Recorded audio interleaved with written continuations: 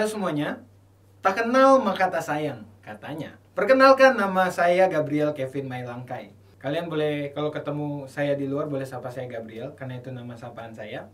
Balik ke topik yang harus kita bahas di sini. Jadi saya mau ngajak kita semua belajar satu hal yang menarik tentang kesusastraan di dalam Alkitab, terutama dalam kitab Kejadian.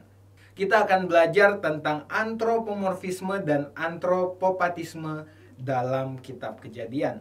Dua istilah ini adalah istilah kesusastraan yang sudah tidak jarang lagi, sudah tidak asing lagi. Nah, tapi kita mau belajar sama-sama apa sebenarnya antropomorfisme dan antropopatisme ini. Buat kalian yang udah tahu kedua istilah ini, diam aja nggak apa-apa, tetap dengerin saya. Tetapi yang belum tahu, yuk sama-sama kita belajar ya. Antropomorfisme adalah pengumpamaan atau pelukisan sesuatu, objek yang bukan manusia, tetapi diumpamakan dapat bergerak, dapat bertindak, seolah-olah manusia yang hidup. Itu antropomorfisme. Istilah yang kedua adalah antropopatisme. Antropopatisme adalah pengumpamaan juga atau pelukisan sesuatu objek yang bukan manusia, tetapi diumpamakan dapat berperasaan seperti layaknya manusia. Istilah kesusastraan ini dipakai juga di dalam Alkitab. Dalam hal ini kitab Kejadian. Jadi Allah diumpamakan, Allah diperlihatkan seperti manusia. Nah, supaya lebih jelas saya akan memberikan contoh-contoh di dalam kitab Kejadian di mana dituliskan bahwa Allah itu digambarkan seperti manusia. Salah satunya adalah di Kejadian 16 ayat 11, di sana Tuhan diperlihatkan mendengar. Ya, Tuhan memiliki fungsi telinga gitu ya. Tuhan dapat mendengar. Di Kejadian 16 ayat 11, juga di Kejadian 21 ayat 17a, Kejadian 29 ayat 33. Selain itu juga Tuhan dapat melihat. Itu ada di Kejadian 6 ayat 5, Kejadian 11 ayat 5, Kejadian 15 ayat 3. Selain memiliki fungsi-fungsi tubuh manusia, Tuhan juga diperlihatkan, digambarkan memiliki perasaan seperti manusia. Seperti Tuhan yang menyesal di Kejadian 6 ayat yang ke-6 dan ayat yang ke-7. Dan lain sebagainya. Masih banyak lagi ayat-ayat yang dapat di dalam kitab Kejadian yang dapat memperlihatkan Allah seperti manusia. Nah, permasalahannya adalah apakah boleh Allah digambarkan dengan antropomorfisme dan antropopatisme ini? Apakah boleh Allah digambarkan menjadi seperti manusia? Kenapa pertanyaan ini ada? Karena ada beberapa penafsir Perjanjian Lama yang menilai bahwa kesusastraan ini, istilah antropomorfisme dan antropopatisme ini sebagai sesuatu sisa kekafiran yang dipakai dalam Perjanjian Lama. Atau juga di Indonesia sendiri terdapat pandangan bahwa tidak sopan menyebut Allah dengan cara seperti itu. Terutama di Indonesia, gereja-gereja Kristen Jawa dan gereja-gereja Kristen Indonesia di Jawa Tengah pada tahun 1970 sampai 1971. Bahkan mereka berdiskusi banyak tentang apakah boleh Allah disapa dengan kau dan engkau, seperti itu.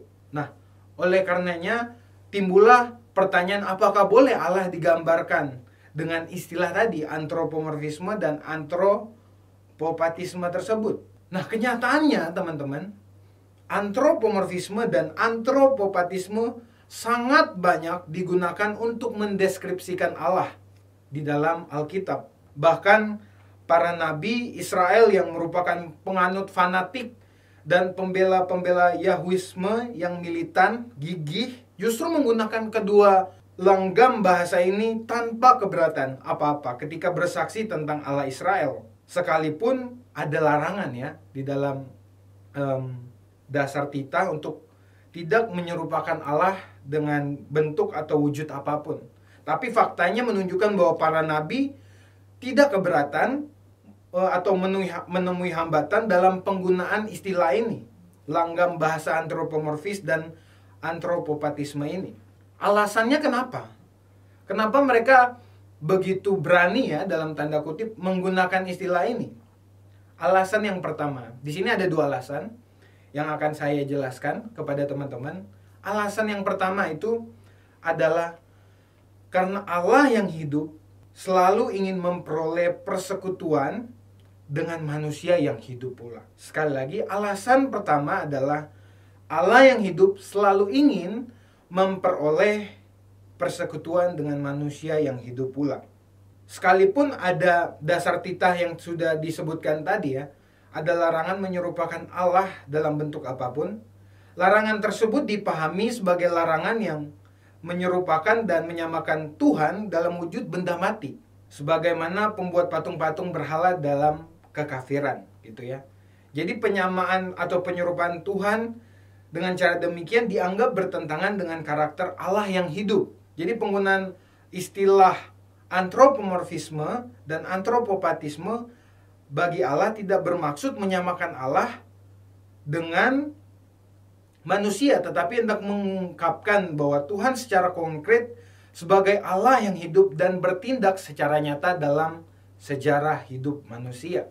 Ia selalu ingin mendapat persekutuan dengan manusia yang hidup pula karena dia Allah yang hidup.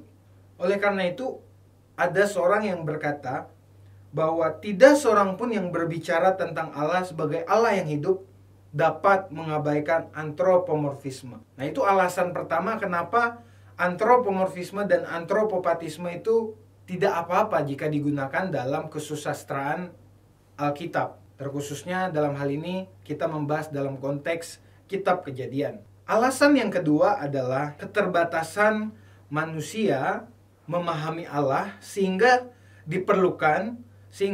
digunakanlah bahasa-bahasa yang lebih mudah dipahami. Ya, jadi keterbatasan manusia untuk berbicara mengenai sesuatu yang ajaib, sesuatu yang asing, sehingga untuk menjelaskan hal-hal yang dipandangnya ajaib tersebut diperlukan bahasa-bahasa paradigma yang dikenal, yang tidak asing lagi dalam kehidupan manusia.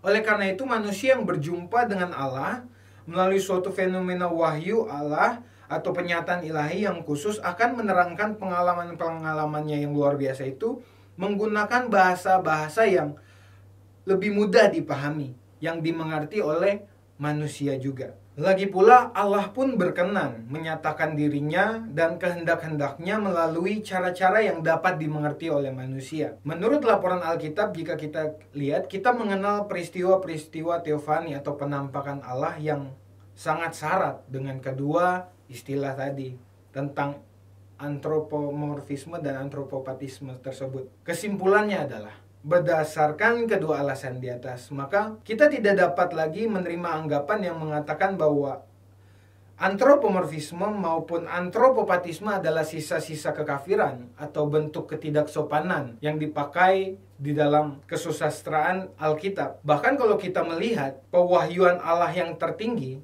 melalui peristiwa Yesus Kristus, ternyata antropomorfisme dan antropopatisme telah menjadi kenyataan yang konkret melalui kehadiran peristiwa inkarnasi itu. Allah tidak lagi sekedar diimajinasikan atau sekedar menjadi bayangan di dalam pikiran manusia, tetapi secara antropomorfis dan antropopatis, ia berkenan secara langsung menjadi daging dan menjadi manusia dalam diri Yesus Kristus, sehingga manusia dapat melihat dan mengalami langsung kemuliaan Allah yang penuh kasih karunia tersebut.